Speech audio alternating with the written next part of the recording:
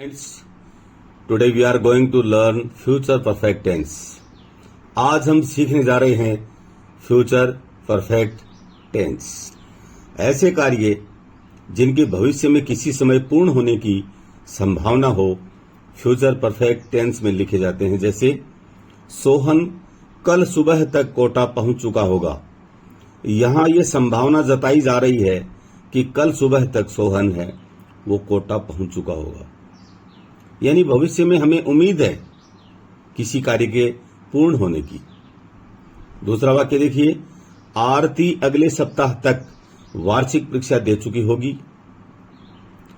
हम परसों तक सभी टेंस सीख चुके होंगे। तो इन तीनों सेंटेंस को पढ़ने से आपके दिमाग में एक विचार आया होगा कि हिंदी वाक्यों के अंत में चुका होगा, चुकी होगी, चुके होंगे इत्यादि शब्द यदि आते हैं, this means that is future perfect tense. यदि चुका होगा, चुकी होगी, चुके होंगे इत्यादि आते हैं तो समझ लीजिए कि वो फ्यूचर परफेक्ट टेंस ही है। मगर यदि हमें सेंटेंस इंग्लिश में दिया गया है तो फिर हमें इसके कीवर्ड्स का भी पता होना चाहिए। जैसा कि मैंने आपको पहले ही बता दिया था, कीवर्ड्स वो शब्द हैं जो केवल उसी टेंस में प्रयोग किए जाते हैं। तो इसके कीवर्ड्स हैं by tomorrow, up to tomorrow, by next day, by next week, by next month, by next year, up to next day, up to next week, up to next month, up to next year, by next Monday, up to next Monday. इस तरह से इसमें एक सीमांकन कर दिया, bye या up to का प्रयोग अवश्य होगा। हमने एक समय सीमा को निर्धारित कर दिया कि इतने बजे तक ये कार्य पूरा हो चुका होगा। तो इन कीवर्ड्स की सहायता से हम पहचान सकते हैं कि ये फ्यूचर परफेक्ट टेंस है, और इसी पहचान के आधार पर हम एग्जाम में जो अपना क्वेश्चन आता है, fill in the blanks with the correct form of the verb given in the bracket, उसको हम इन्हीं कीवर्ड्स की सहायता से भरते हैं। अब हम बात करते हैं हेल्पिंग वर्ब की। फ्यूचर परफेक्ट टेंस की हेल्पिंग वर्ब हैं shall have, will have. Shall have का प्रयोग हम आई और वी के साथ करते हैं। विल हैव का प्रयोग हम ही, सी, इट, दे, यू, नेम और अन्य के साथ करते हैं। यह आपको अच्छी तरह से याद रखना है कि आई और बी के साथ हम शैल हैव का प्रयोग ही करेंगे यदि हम फ्यूचर परफेक्ट की बात कर रहे हैं। मॉडल्स में हम क्या करते हैं, इन हेल्पिंग वर्ब्स को इंटरचेंज कर देते हैं। तो जब हम मॉडल्स पढ़ेंगे तब मैं आपको पुनः इसके बारे में अवश्य बताऊंगा। अब हम बात करते हैं सेंटेंस स्ट्रक्चर की। तो मैंने यहां पर 4 स्ट्रक्चर्स लिखी हैं। पहली जो स्ट्रक्चर है वो सिंपल सेंटेंस के लिए है, दूसरी नेगेटिव के लिए है, तीसरी स्ट्रक्चर इंट्रोगेटिव सेंटेंस के लिए है, और चौथी स्ट्रक्चर है वो WH वर्ड सहित इंट्रोगेटिव सेंटेंस के लिए है। तो यदि वाक्य सिंपल हो तो हम सब्जेक्ट प्लस शैल हैव या विल हैव इन दोनों में से एक हेल्पिंग वर्ब ले लेंगे, प्लस मेन वर्ब की थर्ड फॉर्म का प्रयोग करेंगे, उसके बाद में ऑब्जेक्ट लगाएंगे, उसके बाद में बाय या अप टू का प्रयोग करेंगे, और फिर जो भी टाइम लाइन हमें दे रखी है, कल 2 बजे तक, परसों 5 बजे तक, कल सुबह तक, तो वो जो टाइम लाइन है उसको हम बाय और अप टू के बाद लिखेंगे। यदि वाक्य नेगेटिव हो तो हम नोट का प्रयोग शैल और विल के बाद ही करेंगे। ये जो हैव है इसको हम नोट के बाद लिखेंगे।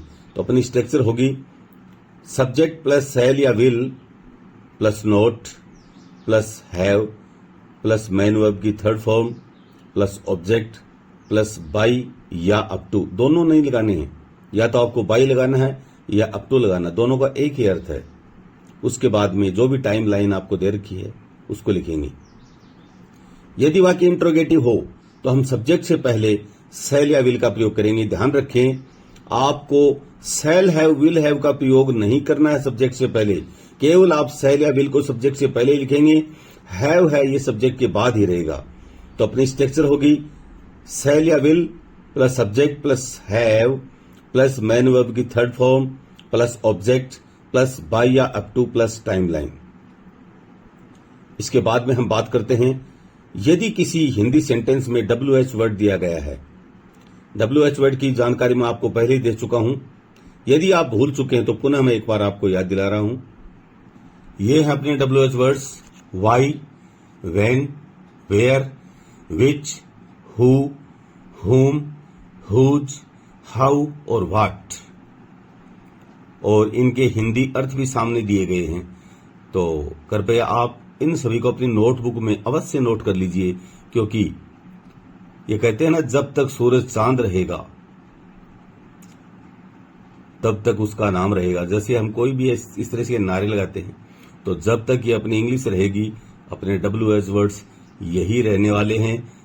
चाहे आप क्लास 7th में पढ़ते हैं, चाहे क्लास 10th में पढ़ते हैं, चाहे आप क्लास 12th में पढ़ते हैं, चाहे आप कॉलेज के स्टूडेंट्स हैं, WH वर्ड्स यही रहेंगे, ये कभी चेंज नहीं होंगे। तो इनको आप अच्छी तरह से अपने दिमाग में बैठा लीजिए। मैंने उस वाक्य को बीच में ही छोड़ दिया था, जब तक सूरज चांद रहेगा, सेठ राम कुमार जी सोमानी, तब तक आपका नाम रहेगा। इस तरह के नारे हम अक्सर सुनते रहते हैं। तो जब तक हमारी इंग्लिश ग्रामर रहेगी, ये WH वर्ड्स अवश्य रहेंगे। तो आप इनको नोट कर लीजिए। तो जो भी WH वर्ड हमें दिया गया है, उसी WH वर्ड को हम सेल और विल से पहले लिखेंगे। तो अपना जो स्ट्रक्चर होगा नंबर 4 के अनुसार, WH वर्ड प्लस सेल या will plus subject plus have plus man verb plus object plus by या अप टू प्लस टाइमलाइन। इस हिसाब से हम इन स्ट्रक्चर्स का प्रयोग करते हुए सिंपल, नेगेटिव, इंट्रोगेटिव और WH words with interrogative words with WH words हम बना सकते हैं। अब मैंने आपके लिए एक एग्जाम्पल लिया है और इसको मैंने सबसे पहले सिंपल में लिखा है, बाद में नेगेटिव में, बाद में इंट्रोगेटिव में और बाद में WH वर्ड का प्रयोग करते हुए पुनः इंट्रोगेटिव में ही लिखा है। तो सेंटेंस मैंने लिया है, भूपेंद्र कल 11 बजे तक गृह कार्य कर चुका होगा। Bhupendra will have done homework by 11 o'clock tomorrow. Bhupendra कल 11 बजे तक गृह कार्य नहीं कर चुका होगा। Bhupendra will not have done homework by 11 o'clock tomorrow. क्या भूपेंद्र कल 11 बजे तक गृह कार्य कर चुका होगा? Will Bhupendra have done homework by 11 o'clock tomorrow. Bhupendra कल 11 बजे तक क्या कर चुका होगा? What will Bhupendra have done by 11 o'clock tomorrow. Students, एक बात यहां विशेष आई है, यदि सेंटेंस के शुरू में क्या हो तो केवल हम स्ट्रक्चर नंबर 2 के अनुसार सब्जेक्ट से पहले सेल या विल का प्रयोग करके ही हम उस वाक्य को बना लेते हैं। जैसा कि तीसरे सेंटेंस में दिया है, will Bhupendra have done homework by 11 o'clock tomorrow. क्या भूपेंद्र कल 11 बजे तक गृह कार्य कर चुका होगा? तो जब हम सेंटेंस के शुरू में क्या लिखते हैं तो हमें केवल हेल्पिंग वर्ब को ही सब्जेक्ट से पहले लिखना पड़ता है।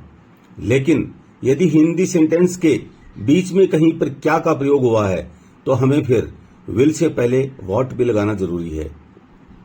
जैसा कि सेंटेंस नंबर 4 से आप देख पा रहे हैं, भूपेंद्र कल 11 बजे तक क्या कर चुका होगा।